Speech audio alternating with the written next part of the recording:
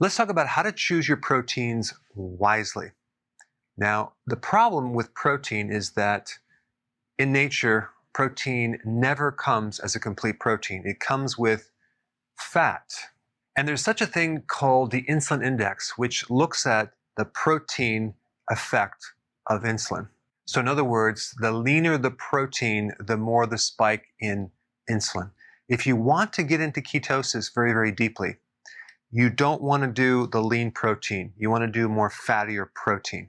Now, if we look at the ketogenic diet as far as a pie chart, 5% should be carbs, and I failed to also add another 5% for salad and vegetables because I don't count those into the equation. So roughly 10% carbs, but half of that should be vegetable, and 20% protein.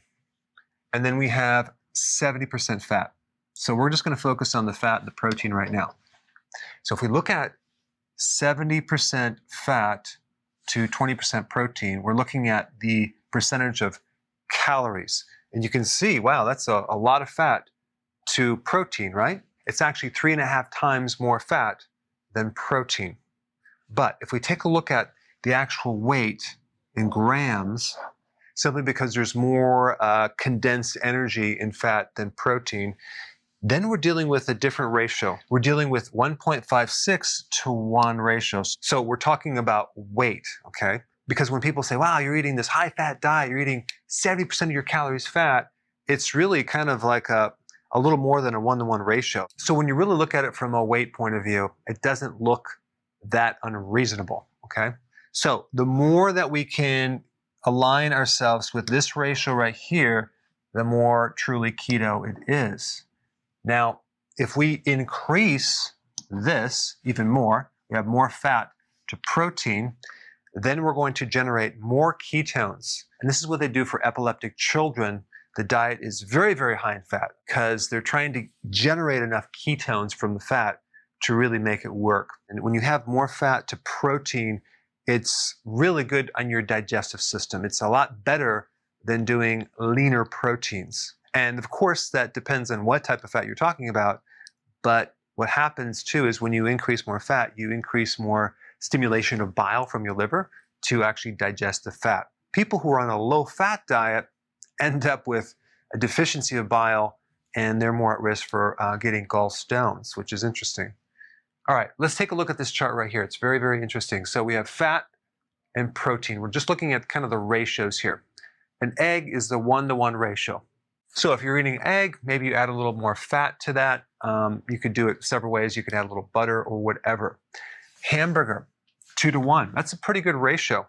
Twice as much fat as protein. So hamburger is a really good thing to do for keto. I consume a lot of hamburger. Steak, look at this, 1-to-2.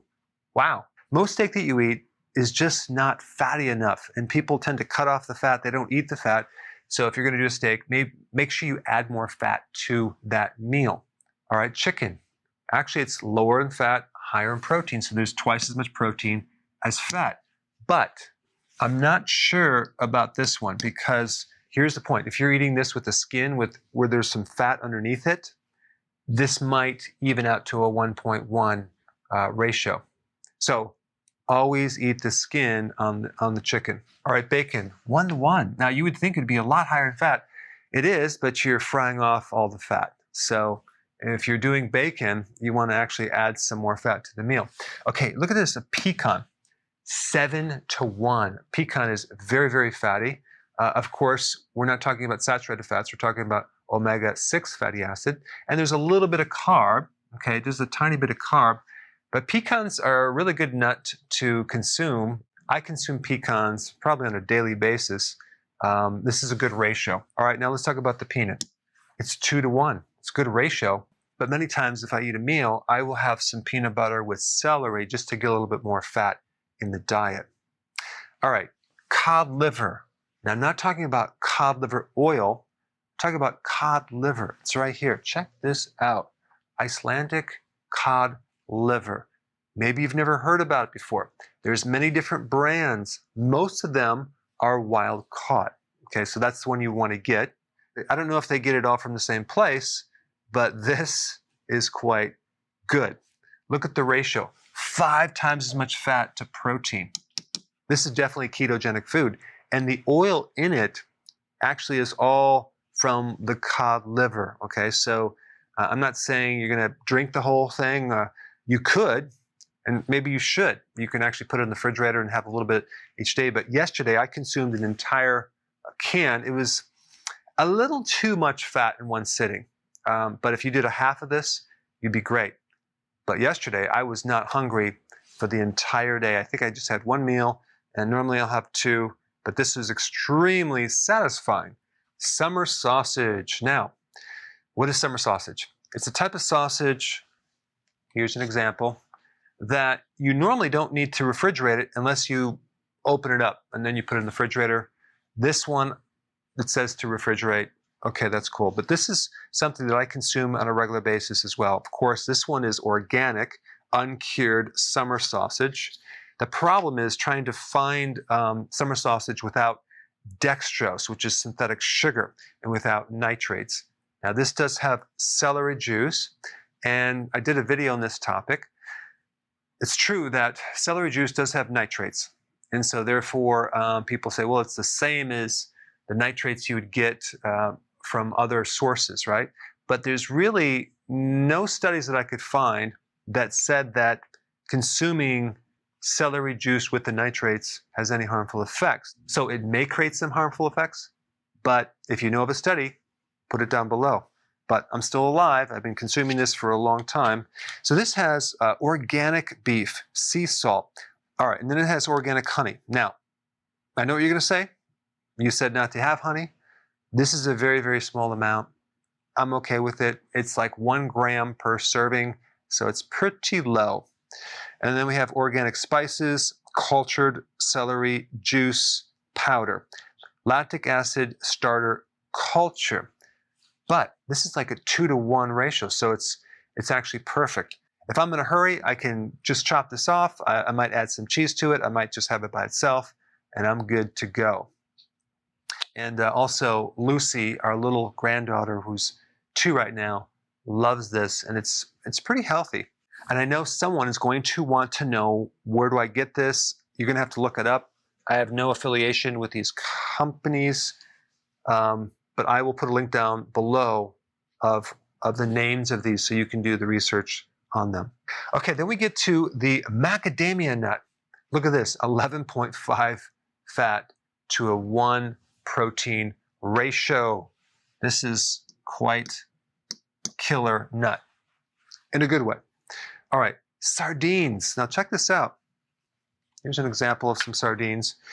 You would think it'd be fattier, but look at it has twice as much protein as fat, but it comes in oil. So a lot of that oil is going to shift this. It's probably going to be like a 1-to-1 ratio. So this is, I consume sardines. It's totally fine. You need to do it. But look at this, salmon, 1.5 to 1. So apparently salmon fits this closest. It's the ideal keto food.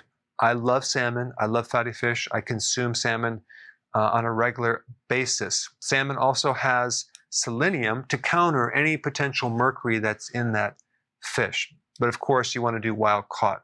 All right, in summary, if you want to get into a little deeper ketosis, focus more on the proteins that are higher in fat. Thanks for watching.